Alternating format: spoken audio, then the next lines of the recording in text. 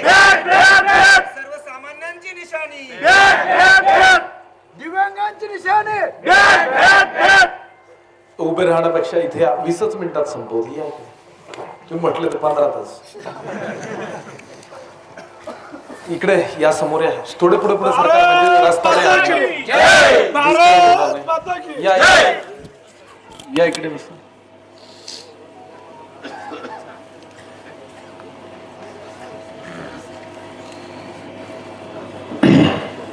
हो घातलेली 2024 ची निवडणूक उद्याच्या 20 तारखेला तुमच्या समोर आहे.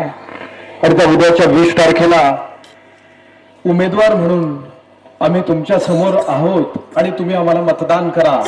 आणि ते मतदान करण्यासाठीचे म्हणून तुमच्याशी संवाद साधावा आणि तो संवाद सहजतेने तुम्ही आम्हाला उपलब्ध करून दिल्यासाठी मी सर्व पुरीकरांचं, पंचक्रोशीचं, येथील तरुणांचं, ज्येष्ठांचं, सगळ्यांचंच मनपूर्वक या ठिकाणी आभार व्यक्त करतो आणि तुम्हा सर्वांचं स्वागत देखील करतो आणि धन्यवाद देखील देतो. खरं तर त्या गावामध्ये गेल्यानंतर एक विजन मांडायचं असतं. गेल्या 10-15 दिवसापासून प्रत्येक गावात येण्याच्या आधीच काही तरुण सांगतात की अमुक या मुद्द्यावर बोला, तमुक त्या मुद्द्यावर बोला. जिव्हारी लागतात काही मुलांचे प्रश्न. शेलूमध्ये सांगितलं गेलं की तुम्ही लोकसभेला कुठे होतात त्या मुद्द्यावर बोला. आता बऱ्याच तरुणांनी सांगितलं की तुम्ही गावागावात भांडणं लावतात, अशी क्लिप त्या ठिकाणी व्हायरल होतीये. खरं आहे ते. सत्य समजेपर्यंत खोटं गाव भरेंडून येतात, तशाच प्रकार आहे तो. आम्ही असं सांगतोय प्रत्येक सभेमध्ये की बुवा तुम्ही आम्हाला मतदान करा. हे मतदान करताना मतदान सर्वंकष झालं पाहिजे, याच्यासाठी प्रयत्न करा. ते प्रयत्न करताना एखादा आडवा आला तर फोडला पाहिजे. एखादा भाऊ असेल, मित्र असेल, तो आडवा आला तरी फोडला पाहिजे. तुम्ही फोडाल का असा प्रश्न आम्ही तुम्हाला विचारतोय. तुम्ही सांगा आम्हाला, तुम्ही तो त्या ठिकाणी भाऊ फोडाल का? आता बऱ्यापैकी समजलं म्हणून नाही म्हणायला पाहिजे. आणि त्याच्या पुढचं आमचं तुम्हाला निवेदन असं असतं, असं करू नका. कारण गावा आणि भावापेक्षा ही निवडणूक मोठी नाहीये. गाव आणि भाव हे दोन्ही तुमच्या सोबत असतील तर खरा तुम्हाला विकास साधता येईल. आणि ही भूमिका कोणीतरी त्या ठिकाणी कट केली आणि फक्त सुरुवातीचीच सांगितली, फोडाल का? ही कोणी सांगितली? ज्यांनी खरोखर गाव फोडून ठेवले त्यांनीच क्लिप व्हायरल केली, त्यांचाच कार्यक्रम चालू आहे. आमचं 28व्या वर्षी लग्न झालं, त्याला कारण गावातली निवडणूक आहे. ते आमच्या काळजात पोचतं. गावातल्या निवडणुका किती घातक ठरतात, गावात निवडणुकावरून दोन भावांमधला असलेला गट किती घातक ठरतो, यासाठी आम्ही ती भूमिका आवर्जून सांगतो. ती शेवट सांगतो, आज सुरुवातीलाच सांगावी लागली. त्याचं कारण आहे, जर समजा त्या क्लिपचा कोणी वापर करत असेल आणि ती त्या पद्धतीने व्हायरल करत असेल तर सत्य समोर येतच. आणि 20 तारीख काय लगेच उद्या नाहीये. जिथं जिथं ती क्लिप व्हायरल होत असेल, सहकार्यांनी तिच्या खाली संपूर्ण जी क्लिप आहे ती टाकावी, म्हणजे सत्य लोकांसमोर येईल. शेवटचा जो उत्तरार्ध आहे तो त्या ठिकाणी सांगावा. व्यथित होण्याचं कारण नाहीये, कारण ज्या ज्या गावात आपण गेलो त्या गावानं तर ती भूमिका ऐकली आहे. आणि मला वाटतं की प्रत्येक गावात आपण गेलो आहे आणि त्यामुळं इतकं व्यथित व्हायचं कारण नाही. लोकांना ती गोष्ट समजली आहे. दुसरी गोष्ट अशी, त्यातनं एक गोष्ट लक्षात येते, इंदोरीकर महाराजांची सुद्धा एक क्लिप व्हायरल झाली होती, सम आणि विषम. माहितीये ना? त्याच्यावर नाही बोलायचं नाही मला, पण त्याच्यानंतर त्यांच्या तारखा वाढल्या म्हणे. ज्या ग्रुपला आपली कोणीच क्लिप टाकीत नव्हतं त्या ग्रुपला आपली क्लिप गेली आहे. काय कमी आहे का? त्या ग्रुपवाल्याला समजलं ना, गणेश निंबाळकर या स्पर्धेत एका उंचीवरती आलाय म्हणून त्याची उंची कमी करण्यासाठी त्याला बदनाम करणं आहे. बदनाम कुठल्या कुठल्या प्रश्नांनी केलंय? लोकसभेत कुठं होता त्याची उत्तरं लोकांना मिळाली. बदनाम कुठल्या प्रश्नांनी केलंय की याला गाडी खालून आली म्हणे. बदनाम कुठल्या प्रश्नांनी केलंय? हा माघार घेणार आहे. या सगळ्या प्रश्नांना आम्ही धोबी पछाड दिली. आम्ही ठाम उभे राहिलो एकाच ठिकाणी. आम्ही ठाम उभे राहिलो. कुणाच्याही त्या ठिकाणी असलेल्या त्या घायाळ करणाऱ्या प्रश्नांना आम्ही घाबरलो नाही. व्यथित जरूर झालो, पण सोबतीला सगळे सवंगडी आहेत. आजूबाजूला सगळं तुमचं संरक्षणाचं कडा आहे. त्याच्यामुळे आम्ही किंचितही डगमगलो नाही. आणि मग यांना या अशा पद्धतीचा खोडशाळपणा पुढे करावा लागतोय. तो खोडशाळपणा सांगतोय, अरे डगमगले तुम्ही, लढूया, तुम्हीही घाबरू नका, आम्हीही घाबरत नाही. जिंकायचंय विचाराच्या मार्गाने, अविचाराच्या मार्गाने. जिंका ना, तुम्हाला जिंकायचंय जरूर जिंका. पण एकदा आम्हाला त्या रात्रीतनं एका ट्रॅक्टरचा जो पराभव आहे तो पराभव मांडा ना तुम्ही जिंकल्यावर. तो पराभव सातत्यानं आमच्या नशिबी काय येतोय त्या पराभवाच्या संदर्भामधल्या भूमिका घेण्यासाठी आमचं हे पाठबळ तुमच्या सोबत आहे. पण तुम्ही ते मांडत नाही, म्हणून तर आमच्या सारख्याला तो संघर्ष उभा करावा लागला. आणि तो संघर्ष एक तप करतोय आम्ही. काल आलो आणि आज संघर्ष केला, अशातली गोष्ट आहे का? त्या एक तपाच्या आधी सुद्धा आम्ही तुमच्या सोबत होतो. हा, भले तुम्ही कुठल्या व्यासपीठावर होते हे नाही पाहिलं आम्ही, तुम्ही आमचे आहात म्हणून आम्ही त्या ठिकाणी मतदान केलं. आम्ही नाही तुमच्या त्या भूमिकेबद्दल संशय घेतला. आम्ही नेहमी त्या ठिकाणी देवभोळेपणा आमच्यामध्ये असतोच. त्या शेतकऱ्यामधला देवभोळेपणाचा तुम्ही वापर करून घेता. आम्ही मतदान करत गेलो आणि तुम्ही आज आमची कुवत काढायला लागले. कुणाची कुवत काढणार तुम्ही? 3,07,000 मतदार या ठिकाणी तुमच्या समोर आहे. आणि खरंच सांगा, त्या 3,07,000 मतदारांपैकी तुमचं प्रतिबिंब या उभ्या असलेल्या उमेदवारांमध्ये, तुमच्यातलं तुमचं असलेलं प्रतिबिंब यामध्ये कोणामध्ये दिसतं हे खरं सांगा. मी उमेदवार आहे म्हणून नाही हा विचारत प्रश्न तुम्हाला. खरंच सांगा, तुमचं प्रतिबिंब म्हणजे तुमच्यासारखं याच्यामध्ये कोण दिसतं? वागणं लांबची गोष्ट आहे, दिसतं कोण? अहो, ज्या वेळेस आम्ही या संदर्भात भूमिका घ्यायला सुरुवात केली तर त्यावेळेस त्यांचे बोलणे कोपऱ्या कापऱ्यात ऐकू यायचे. मला माझे मित्र हे सांगायचे, ते अमुक अमुक असे म्हटले म्हणे बस स्टँडवर, अमुक अमुक त्या बाजारपेठेत असे म्हटले. म्हटलं काय म्हटले?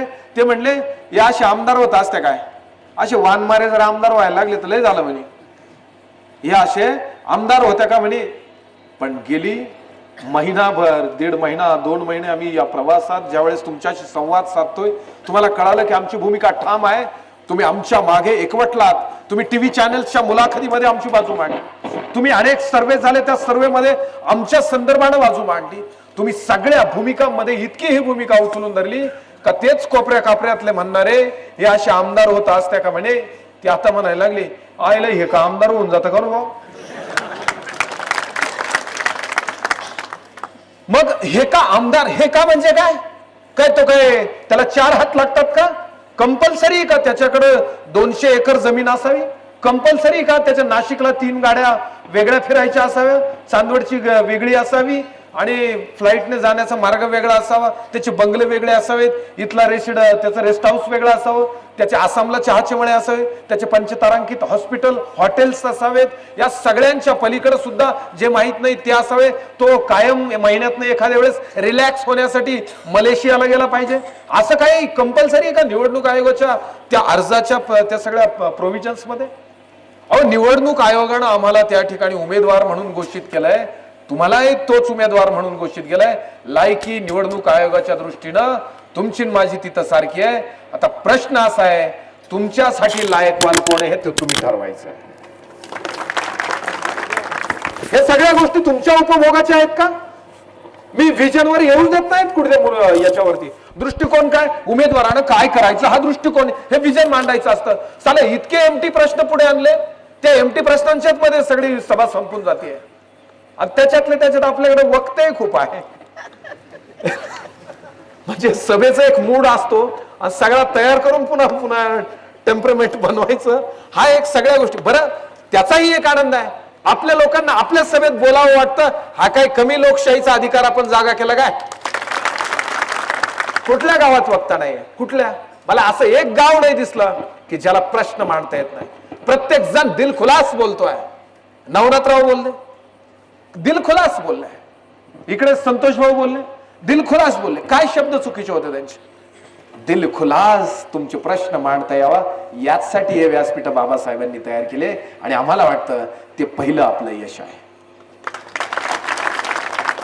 बोलू देत ना प्रश्नांच्या समोर, येऊ देत ना प्रश्न समोर, उत्तर त्याच वेळेस तर आपल्याला शोधता येतील ना. जर उत्तरच नाही शोधलं तर त्या प्रश्नाची ती असलेली दीर्घकालीन व्यवस्था अशीच आहे. काही जण म्हणतात हे एकटं निवडून काय करणार आहे म्हणे. आता हे गण डझनावर जाते एका एका पक्षाचे, काय करू राहिले? नाही दिले का डझनावर? 15 दिलेत नाही का? जुने जाणते सगळे इकडे प्रशांत भाऊ दिले नाही 15. आपण तुम्ही बी दिलात आणि आम्ही बी दिलात. हे एकटे जाऊन काय करणार? अरे बाबांनो, तुम्ही डझनवर होता, तोच प्रश्न तुम्ही डझनाचे असताना इथं तसाच आहे. नवनाथ भाऊच्या बोलण्यात आला ना तो पाणी प्रश्न, तो तसाच आहे. आणि जर तुम्ही डझनावर असून तो प्रश्न तसाच आहे, तर आम्ही महाराष्ट्राचा अभ्यास केला, एकटाच आहे. 7 लघुसिंचन प्रकल्प मतदारसंघात केले. त्या बच्चू भाऊंनी 600 किलोमीटर पाणंद रस्ते करून दाखवले आणि प्रत्येक गाव, खेड्या, वाडी, वस्तीवरती शुद्ध पिण्याचा पाण्याचा पुरवठा करून दाखवला. पायाभूत गोष्टींमध्ये सगळ्यात 1 नंबरला ते एकटेच निवडून गेले. ते आहे. मग कळलं का डझनात कोणतं केळ चांगलंय कळत नाही, सुट्ट असलं तरच कळतं. त्या गुच्छामध्ये कळत नाही. आम्हाला कळालं की गर्दीमध्ये आपलं दर्दी कोण आहे समजत नाहीये, म्हणून आम्ही सुट्ट खेळावी लागलोय. आणि होय, महाराष्ट्रात खेळावी लागलोय. एकटा नाही, आता माझ्या सोबत भरपूर आहे. तुम्ही ज्यांच्याकडे गेले त्यांचं कोण पुढे ते सांगा मला बरं. एवढं साधं वाहन आहे, त्याच्यात दाटीवाटी करून किती जण बसणार आहे बरं. घाट येंगून यायचं, घाट चेंगून जायचं, अवघडच गंमत आहेत ना. आणि मग सगळ्या या गोष्टी समजतात. एका आमदारानं 6,500 कोटीचे काम एका पंचवार्षिक मध्ये करण्याचा विक्रम सुद्धा एकट्याच आमदारांचा आहे. आम्ही त्यांना फॉलो करतो, त्यांना विचारांना फॉलो करतो, लढाईला फॉलो करतो, संग्रामाला फॉलो करतो. तो संग्राम, ते रणकंदन आम्हाला आमच्या असलेल्या 7 डिसेंबर 2023च्या अशा रात्रींना आडवं होण्यासाठी हे विधानसभा सदस्य पद हवंय. दुसरं काहीही करायचं नाही आम्हाला. अनेक भूमिका आहेत, त्या भूमिका जगण्यासाठी आम्हाला हे विधानसभा सदस्य पद हवंय. काय भूमिका आहे आपल्या? दुष्काळाच्या कालखंडात तुमच्या सोबतीला कोण आलो? तुमच्याकडे कुठून चारे आणले माहित नाही, पण खाल्ल्या भागात येवल्याहून चारे आणले, तिकडून मालेगावहून चारे आणले, इकडून निफाडून आणले.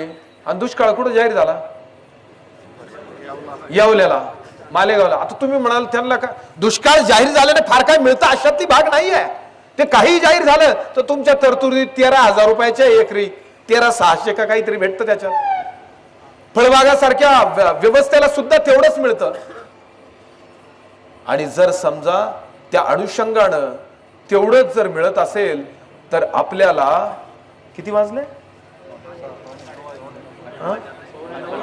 काय नाही, आपण आपल्या चौकटीत आहे. किती वाजवा त्याला काय होतं? चौकट मोडली नाही 10ची अजून. 1 तास 10 मिनिटं बाकी. त्याला म्हणाले ॲक्युरसी वाले आम्ही 10-20 मिनिटातच आवडतो. तर सोयाबीनचे प्रश्न त्या दुष्काळाच्या कालखंडामध्ये विम्याच्या रूपाने पुढे यावेत म्हणून अट्टहास धरणारे लोकप्रतिनिधी नसावेत का आपल्याकडे? ते असले पाहिजे. तुमच्या संदर्भातल्या त्या भूमिका जगवता आल्या पाहिजेत. त्यासाठीची भूमिका आपल्याला घेता आली पाहिजे. आणि त्या म्हणून आम्ही ह्या विधानसभेच्या सदस्याचा अट्टहास केला. आम्ही काही गोष्टी मांडायला लागलो. 11 वर्ष आमच्या भूमिकेसंदर्भात कौतुक होते. अख्ख्या पेपरात आमच्या बातम्या यायला लागल्या होत्या. पण जसं आम्ही विधानसभेची भूमिकेवर डावा ठोकला की आम्ही शेतकऱ्यांची मुलं आहोत, शेतीची भूमिका मांडण्यासाठी आम्ही या विधानसभेचा दावा ठोकत आहोत. अहो, अशा अफवा एका पेपरमध्ये आमचं नाव नाही. कुठला बरंच खरंच सांगा. आता पेपरवाले खालचे पत्रकार सगळे आपले बांधव आहे, आपल्यासारखेच आहे. त्यांना वाटतं गाण्याची बातमी आली पाहिजे, पण वर कोणी नाही, त्यांचंही विन आपलंही विन. एका पेपरात बातमी नाही आपली, एका पेपरात. पण खरंच सांगा, पेपराच्या बातमीकडे बघून तुम्ही मतदान करणार आहात की वास्तविकतेतल्या तुमच्या असलेल्या जाणीवाकडे बघून मतदान करणार आहात, हे सुद्धा ठरवण्याची वेळ आहे. व्हिडिओ क्रॉप करून त्या ठिकाणी खोटं पेरून त्या ठिकाणी असलेल्या अफवांकडे बघून मतदान करणार आहात की आमची 12 वर्षाची भूमिका बघून मतदान करणार आहात, हे तुम्ही एकदा ठरवा. ही जागा भरवण्याची निवडणूक आहे. जागा तुम्हाला भरायची आहे. जागा मागे तुम्ही भरली एकदा खासदारकीची, आणि ह्यावेळेस पहिल्यांदा चांगली जागा तुम्ही भरली. तुम्ही म्हणाल मग बगरे सर चांगले म्हणून भरली का? मला नाही माहित कोण कसं आहे काय, पण पहिल्यांदा तुम्ही जागा भरताना तुमच्या कांद्याचा विचार केला आणि कांद्याला सर्वोत्तम प्रसिद्धी शेतकऱ्याच्या बाजूने मिळाली. हा तुमचा खऱ्या अर्थानं 500 वर्षातला विचार पहिल्यांदा. नाही तर कांद्यानं कुडरण कंदन उठाव फक्त शहरातच लावायचा पत्ता नाही, माहित नाही. अर्ध्या कांद्यासाठी अख्खं पंतप्रधान पद त्या ठिकाणी अटलजींचं त्यांनी वाया घालवलं. चांगले मनुष्य होते ते. पक्ष कुठला आहे ते नाही मला घेणं, मनुष्य चांगले होते. पण समजा शहरांच्या बाजूने कांदा बोलू लागला तर तुमच्या बाजूनं तो कांदा तुम्हाला न्याय देऊ शकतो हे कळायला 500 वर्ष लागली. त्या 500 वर्षाच्या त्या भूमिकेमध्ये थोडी शांतता ठेवा.